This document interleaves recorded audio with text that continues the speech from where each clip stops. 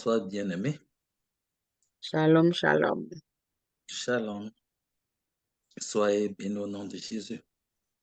Amen, amen. Aujourd'hui, c'est un autre jour où l'Éternel nous a encore accordé la grâce de nous parler ce soir. Nous allons d'abord prier. Dieu de toute grâce, Dieu de gloire, nous continuons à bénir ton Saint-Nom et à te dire merci parce qu'il t'a plu de nous rassembler ce soir une fois de plus pour nous parler afin de recevoir de toi des paroles qui donnent la vie. Nous prions que tu disposes par ton Saint-Esprit nous aides afin que nous puissions écouter ce que tu vas nous dire et que le Saint-Esprit nous accorde la révélation de ta parole au nom de Jésus. Nous prions que ce soit toi seul, Papa, qui parle en ce moment au nom de Jésus-Christ de Nazareth et que ton humble serviteur, Papa, te donne toute la place, Papa, qu'il te faut, que tu prennes toute la place qu'il te faut, Seigneur éternel, pour nous parler ce soir. Nous prions, Père Céleste, Papa, afin que ce que tu as programmé, Papa, nous fasse du bien au nom de Jésus-Christ de Nazareth.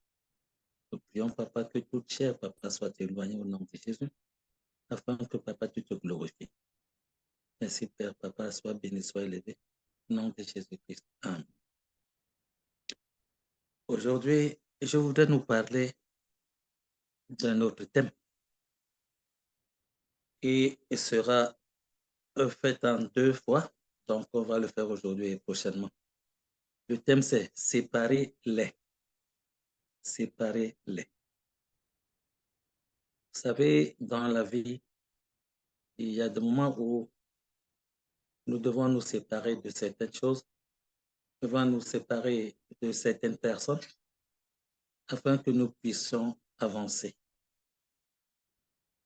Dieu, au commencement, avait déjà eu à faire cette séparation parce que lui qui est Dieu, qui connaît toutes choses, il avait compris qu'il fallait parfois faire des séparations pour que les gens puissent vivre dans le bonheur comme il l'a toujours programmé, comme il l'a toujours prédit, comme il l'a toujours recommandé. Et nous devons comprendre que quel que soit ce que Dieu recommande dans nos vies, c'est pour notre bien. Nous allons donc ouvrir nos Bibles dans le livre de Genèse 1, versets 3 et 4. Et 4. Je lis la parole de Dieu au nom de Jésus. Au commencement, Dieu créa les cieux et la terre. Dieu dit que la lumière soit et la lumière fut. Amen. Il dit 3 et 4. Pour continuer, 3 et 4. Ah, oui, Dieu vit que la lumière était bonne et Dieu sépara la lumière avec les ténèbres. Amen. Amen. Donc, c'est Dieu qui parle ici. Il crée la lumière.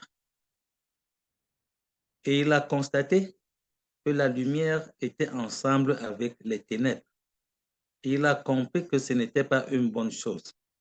Ce n'est pas ce qu'il voulait. Et Dieu dit, il a vu que la lumière était bonne et il sépara la lumière des ténèbres. Donc nous nous rendons compte que la séparation ne date pas d'hier ni d'aujourd'hui, mais elle date depuis la création. Donc Dieu a commencé à séparer les choses. L'Éternel a compris qu'entre les ténèbres et la lumière, il fallait qu'il y ait une séparation parce que la lumière était bonne. Si Dieu a conclu que la lumière était bonne, cela veut dire que les ténèbres n'étaient pas bonnes du tout. C'est pour cela qu'il a fait cette séparation. Dieu, en créant la lumière, il n'avait pas encore séparé cette lumière des ténèbres. Donc, les deux étaient ensemble, mais il a constaté que ce n'était pas une bonne chose que les ténèbres puissent marcher ensemble avec la lumière. Et Dieu a donc fait cette séparation. Donc, Dieu, c'est comme cela qu'il agit dans nos vies, à travers des séparations. Dieu ne sépare jamais pour rien. Quand Dieu descend dans nos vies, il sépare. Quel que soit ce qui va se passer, Dieu va faire la séparation. Souvenons-nous que quand nous venons à Christ, nous sommes dans le monde. Nous acceptons Jésus-Christ comme Seigneur et Sauveur. Pour que nous puissions vivre avec Christ, parce que Dieu nous a arrachés du monde des ténèbres et nous a transportés dans le monde de la lumière. Et nous devons donc nous séparer des ténèbres pour marcher dans les pas du Seigneur, pour marcher avec Christ. Donc, il est bon pour chaque être humain, pour chaque enfant de Dieu, de se séparer des ténèbres. De la même manière que Dieu l'a fait dès le commencement. Nous nous rendons compte que dès le commencement, Dieu a toujours voulu que la lumière ne marche pas avec les ténèbres et vice-versa, mais que chacun ou chacune aille de son côté. Dieu a toujours voulu que l'être humain marche dans la lumière pour que ses œuvres soient également bonnes. Puisque le Seigneur nous dit, quand il a séparé la lumière des ténèbres, Dieu vit que la lumière était bonne. Et il sépara. Donc, quand nous venons à Christ, la parole de Dieu nous fait comprendre que le Seigneur, l'Éternel, nous a délivrés des puissants des ténèbres et nous a transportés dans le royaume de son Fils bien-aimé, le royaume de lumière. Parce que Dieu doit nous séparer de tout ce qui cherche à nous détruire, parce que Dieu doit nous séparer de tout ce qui nous détruit. Parfois, Dieu nous sépare des choses que nous aimons, mais ces choses-là qui, quand on regarde dans le fond, ne nous font pas du bien. On peut aimer quelque chose, et que cette chose-là puisse provoquer des maladies dans ta vie et que ces maladies puissent produire la mort. Qu'est-ce qu'il faut faire? Nous devons nous séparer de ces choses-là, même si nous les aimons.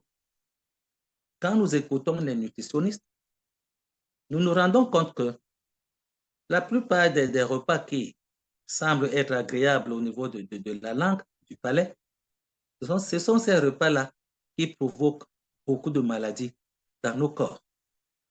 Et les nutritionnistes, les médecins nous conseillent de nous séparer de ce genre de repas.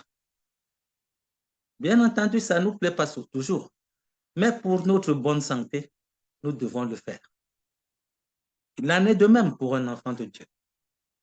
Si tu veux vivre comme Dieu le veut, si tu veux marcher dans la lumière, il est bon pour chacun et chacune de se séparer des ténèbres. Nous allons continuer de parler de la séparation dans Genèse 1, le verset 7. Genèse 1, verset 7. Genèse 1, verset 7. Je lis la parole de Dieu au nom de Jésus. Et Dieu fit l'étendue, et il sépara les eaux qui sont au-dessous de l'étendue, d'après les eaux qui sont au-dessus de l'étendue. Et cela fut ainsi. Amen. Amen. Donc Dieu a créé l'étendue, il a créé les eaux. Mais tout ça faisait un tout. Or, ce n'était pas ça la volonté de Dieu, puisqu'il fallait déjà que la terre soit créée dans le plan de Dieu et que les humains et les animaux puissent habiter sur cette terre. On n'allait pas habiter sur la terre couverte d'eau et qu'il n'y ait pas de séparation. Donc Dieu a donc fait cette séparation afin que les eaux, l'étendue du ciel soient à part et que le reste, la terre qui devait sortir de l'eau, soit également à part avec les autres eaux. Pourquoi? Parce que l'homme devait vivre sur une terre sèche. Donc nous constatons que les séparations que Dieu fait sont toujours bonnes. Les séparations que Dieu fait dans nos vies, c'est pour notre bien. Et quand on regarde de très près, nous nous rendons compte qu'il fallait réellement que nous puissions nous séparer de certaines personnes, que nous puissions nous séparer de certains caractères, que nous puissions nous séparer de tout ce qui cherche à nous détruire ou qui détruisait nos vies. Donc, il est bon pour un enfant de Dieu de séparer. Parce que le Seigneur Jésus nous a donné le pouvoir de séparer. Il nous a donné le pouvoir d'arracher. Il nous a donné le pouvoir de planter. Il nous a donné ce pouvoir. Et c'est pour cela qu'en tant qu'enfant de Dieu, nous devons séparer les ténèbres de la lumière dans nos vies. Nous devons nous séparer de ceux-là qui cherchent à nous détruire. Nous devons nous séparer de ceux qui cherchent à nous détruire. Et nous savons qu'il y a quelque chose qui cherche à nous détruire pour que nous ne puissions plus vivre éternellement comme l'Éternel le recommande, comme l'Éternel l'a toujours dit. Nous allons ouvrir le livre d'Ésaïe 59. Nous allons lire les versets 1 et 2. La parole de Dieu au nom de Jésus. Amen. Non, la main de l'Éternel n'est pas trop courte pour sauver, ni son oreille trop dure pour entendre. Mais ce sont vos crimes qui mettent une séparation entre vous et votre Dieu. Ce sont vos péchés qui vous cachent sa face et l'empêchent de vous écouter. Amen. Amen. Encore une séparation. Nous constatons ici que la séparation qui est faite ici n'est pas pour notre bien. Parce que qu'est-ce que nous faisons? Au lieu que nous soyons proches de Dieu, nous nous séparons plutôt de Dieu à travers nos péchés, à travers nos fautes, à travers nos crimes. L'Éternel, par la bouche de son prophète Isaïe, nous dit que c'est parce que nous commettons des fautes, des crimes et des péchés contre lui qu'il y a un mur qui se lève entre Dieu et nous et qui nous sépare de Dieu. Dieu dit que sa main n'est pas trop courte, ni son oreille trop dure pour nous entendre. Ça veut dire que Dieu est toujours à l'écoute. Il est toujours prêt à tendre sa main pour nous faire du bien. Mais c'est nous-mêmes qui provoquons la séparation entre Dieu et nous. Souvenons-nous de ce qui s'est passé dans le jardin d'Éden. Quand Dieu a créé Adam et Ève, ils ont vécu avec Dieu et auprès de Dieu pendant longtemps. Le matin, Dieu leur disait bonjour, le soir, il venait leur souhaiter bonne nuit. Et tout allait bien jusqu'au jour où la séparation est arrivée. Nous savons tout ce qui s'est passé. L'être humain a chuté et il a fui loin de Dieu de telle manière qu'après avoir consommé le fruit de l'arbre défendu, quand Dieu est venu pour leur souhaiter bonne nuit, il ne les a pas trouvés à l'endroit habituel. Et c'est comme cela qu'il appelle donc Adam et il lui demande là où il est. Ce n'est pas que Dieu ne savait pas là où Adam était. Le fait, c'est que Adam n'était plus là où il devait être avec son épouse Ève. Ils se sont séparés de Dieu à ce moment-là. Et cela a provoqué comme ce que nous connaissons aujourd'hui, c'est-à-dire la mort. Donc, la séparation entre Dieu et les hommes n'est pas bonne pour nous, les hommes. Cette séparation provoque la mort dans nos vies. Cette séparation provoque des désolations dans nos vies. Cette séparation provoque le malheur dans nos vies. Et pendant que nous vivons avec Dieu, nous continuons encore à grandir cette séparation. Et c'est pour cela que Dieu dit, mais vous vous plaignez. Vous vous plaignez que ma main est trop courte pour vous atteindre et mon oreille est trop dure pour vous entendre. Et pourtant, dit l'Éternel des armées, c'est vous qui avez bâti un mur de séparation entre vous et moi, de telle façon que même si je voudrais tendre ma main, elle n'arriverait pas. Même si je voudrais vous écouter, mon oreille ne pourrait pas parce qu'il y a un mur de séparation. Nous nous plaignons à chaque instant que nous prions, Dieu ne nous écoute pas. Mais parfois, nous oublions que c'est parce que nous avons provoqué une séparation qui n'aurait pas dû exister. Il faut donc, quand c'est le cas, que nous-mêmes, nous puissions détruire ce mur-là, afin qu'il n'y ait pas de séparation entre Dieu et nous. Dieu ne nous a pas créés pour que nous puissions nous séparer de lui. Non. Dieu ne nous a pas créés pour que nous vivions loin de lui. Ce n'est pas ça la volonté de Dieu. Ce n'est pas pour cela que Dieu nous a créés. Nous pouvons nous séparer de tout sauf de Dieu. Parce que loin de Dieu, comme nous l'avons compris très tôt, c'est la mort, c'est la désolation dans nos vies, c'est le malheur. Donc, il faut que l'être humain, et encore plus nous les enfants de Dieu, que la séparation que nous avons bâtie entre Dieu et nous soit détruite. Nous comprenons qu'il y a des bonnes séparations et qu'il y a des mauvaises séparations. Toute séparation entre l'homme et Dieu est nuisible à l'homme. Toute séparation entre l'homme et les choses du monde est bénéfique à l'homme. Toute séparation entre l'homme et les ténèbres est bénéfique pour l'homme. Donc, il est bon pour nous de nous séparer du péché qui construit les murs entre Dieu et nous. Et ça, c'est une bonne séparation. Donc, dans notre thème où nous avons dit séparer-les, étant donné que Christ nous a donné le pouvoir, nous devons séparer notre vie de tout le reste, de tout ce qui nous gêne, de tout ce qui nous empêche ou veut nous empêcher de servir Dieu comme il le veut. Nous devons nous séparer de toutes ces choses-là. Regardez, quand nous venons à Christ, l'Éternel commence à nous séparer de certaines personnes qui ne nous faisaient pas du bien. Parfois, ça peut nous faire du mal. Parfois, nous ne comprenons pas à prime abord pourquoi est-ce que Dieu nous sépare de ces gens-là. Mais après, nous nous rendons compte qu'en fait, c'était des mauvaises compagnies. Parce que nous ne pouvons pas marcher avec le Seigneur comme il se doit. Si Dieu ne nous sépare pas, si nous ne nous séparons pas de certaines personnes ou de certaines choses. Je vais prendre un exemple.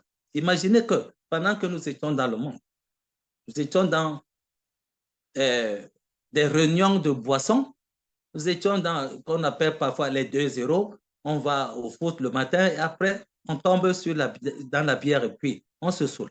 Hein? Des compagnies de bière, ainsi de suite. Le week-end, allez, c'est comme cela qu'on se met à boire et avec toutes les conséquences que nous pouvons imaginer. Ces bières-là, la plupart du temps, nous empêchaient même de rendre visite à Dieu à l'église pour lui dire merci. Quand nous venons au Seigneur, il faut que Dieu nous sépare. Il faut que nous-mêmes, nous séparions de ces gens-là, de ces mauvaises compagnies qui ne nous faisaient pas du bien. Déjà que tout l'argent qu'on pouvait dépenser là-bas pouvait servir à la maison. Quand on a beaucoup dépensé, après on s'imagine, oh ben on a volé mon argent, on a fait ceci.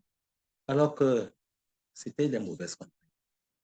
Quand nous venons à Christ, Christ nous sépare de ces choses-là. Nous-mêmes, nous devons accepter cette séparation, même si parfois ça peut faire du mal à certaines personnes, mais nous devons nous en séparer pour notre bien, pour vivre dans la lumière, pour vivre notre nouvelle vie dans le Christ Jésus.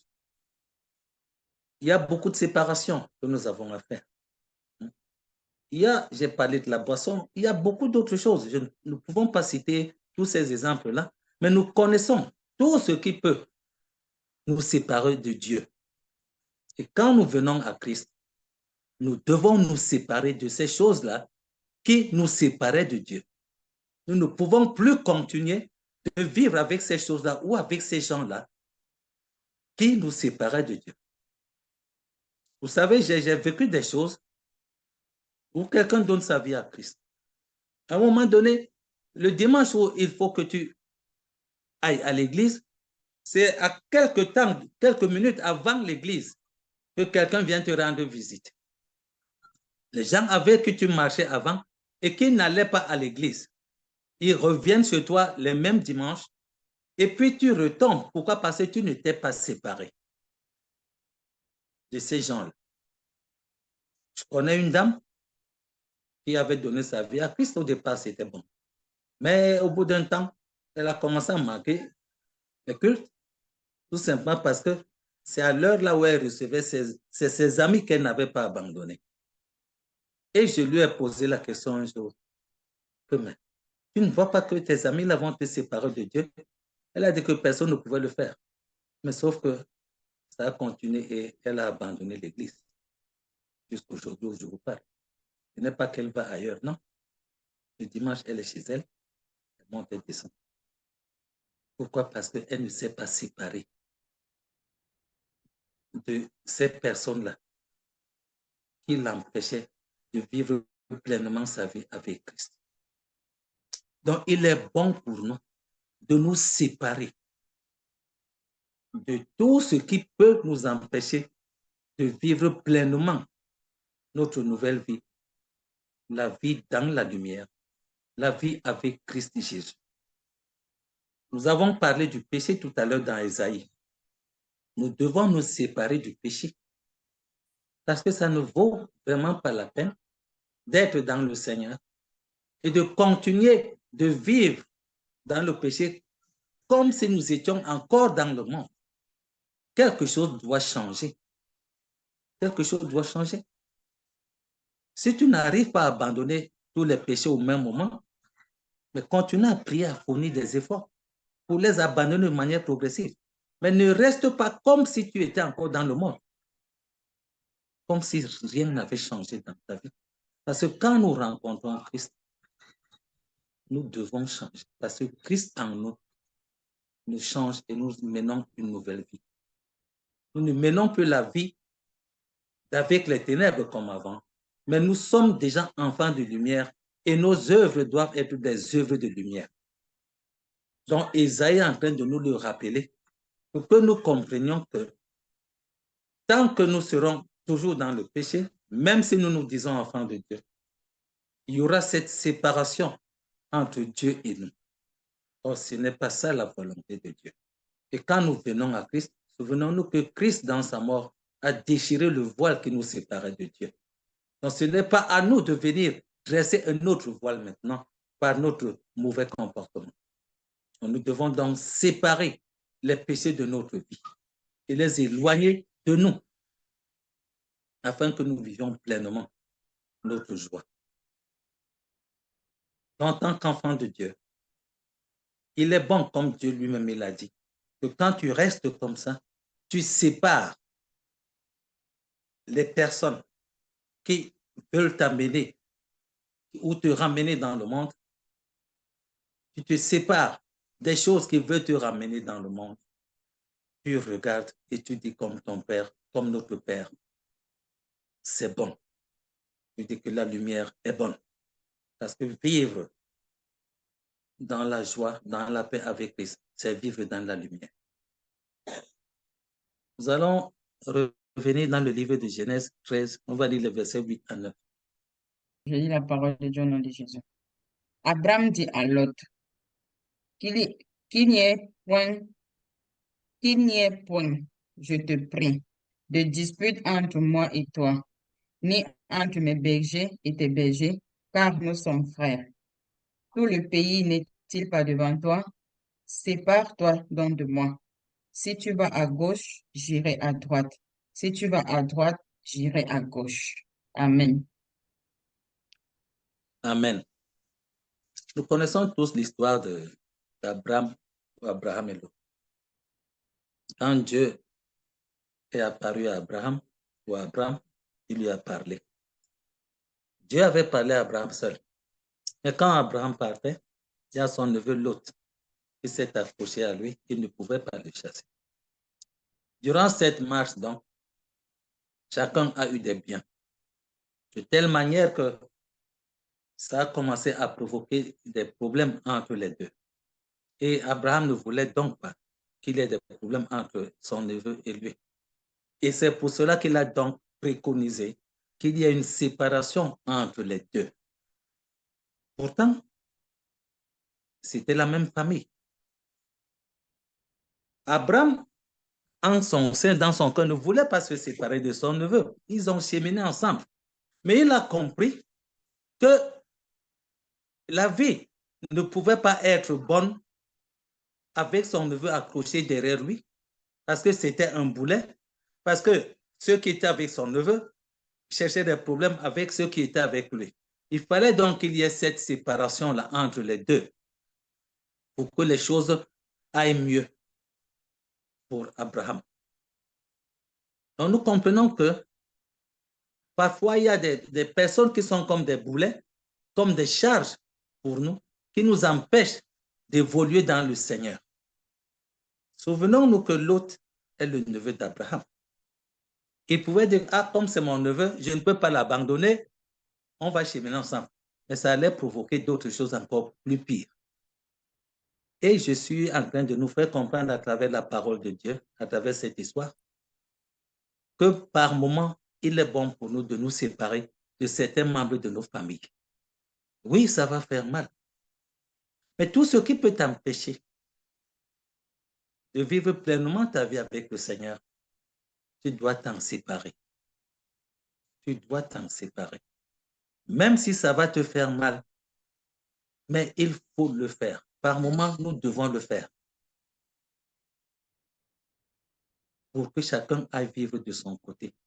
Peut-être que cette séparation peut faire du bien à tout le monde.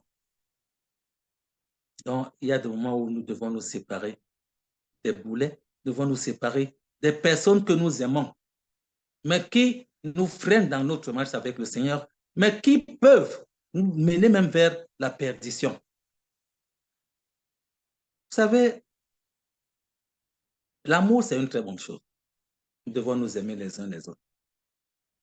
Mais la parole de Dieu nous dit que rien ne doit nous séparer de l'amour de notre Dieu. Et c'est ça. Parce que même ton enfant, même ton frère, même ta soeur, même ton parent, personne ne doit te séparer de l'amour de Dieu. Personne.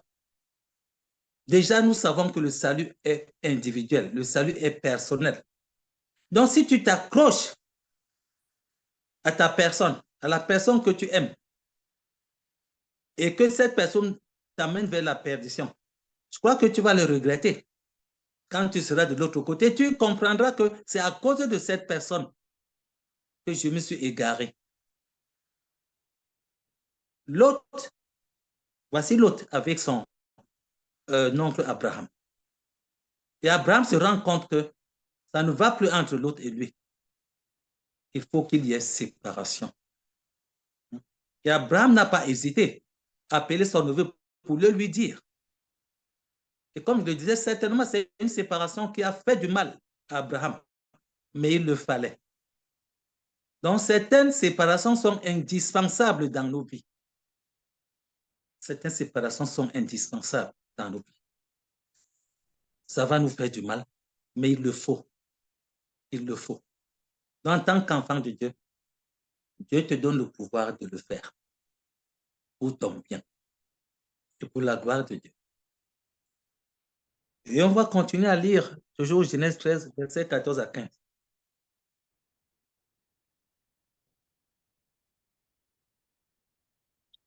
Genèse 13, 14 à verset 15.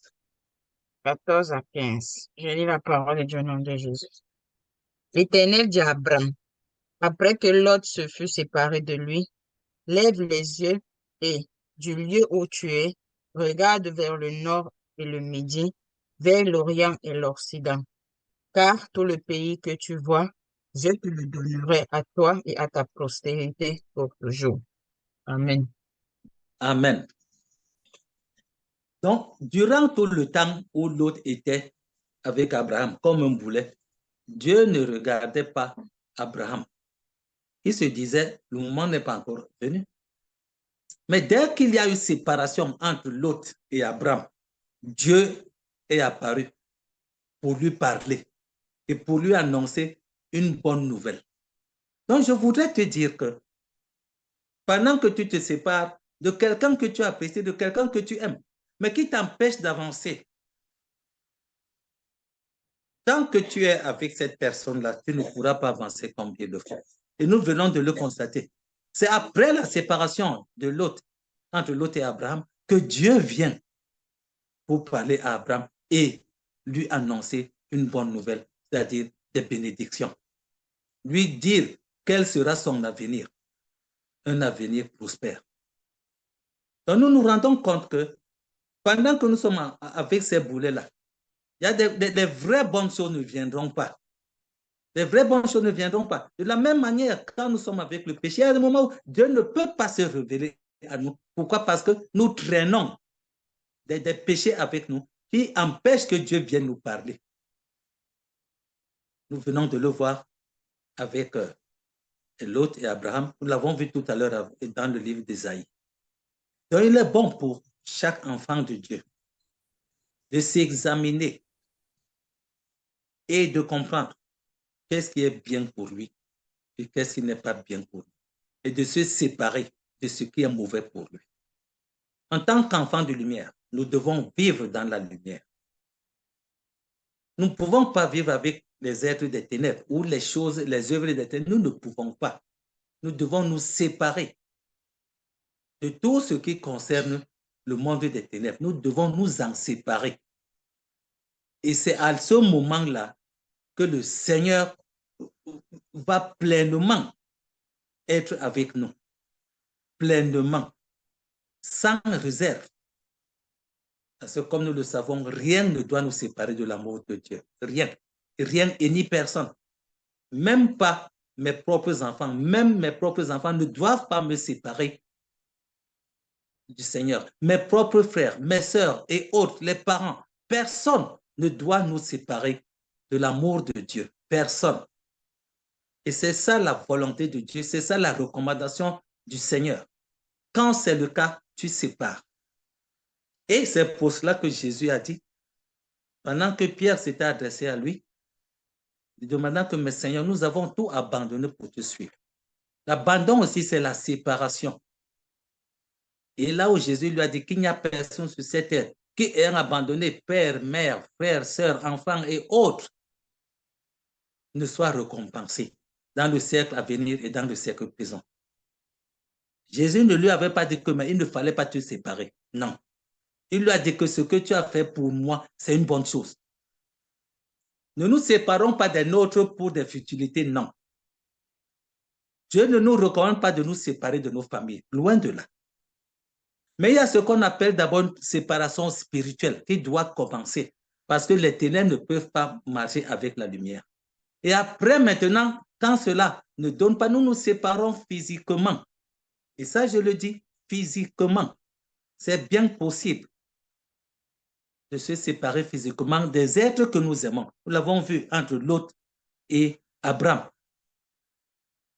Pourquoi? Parce que la marche avec notre Dieu, la marche avec notre Seigneur et Sauveur Jésus-Christ de Nazareth est primordiale. Dieu avant toute chose. Dieu avant toute chose. Donc nous devons mettre Dieu devant et le reste viendra après. Comme Jésus nous l'a dit, cherchez premièrement le royaume de Dieu, sa justice, et tout le reste vous sera donné par-dessus tout. Donc, chers frères et sœurs, c'était la première partie aujourd'hui. Nous verrons la seconde partie, si Dieu le permet, prochainement. Et nous allons encore parler d'autres séparations. Donc, en tant qu'enfants de Dieu, nous devons nous examiner et examiner nos vies et voir qu'est-ce qui nous éloigne de Dieu, qui nous éloigne de Dieu, et prendre les décisions importantes.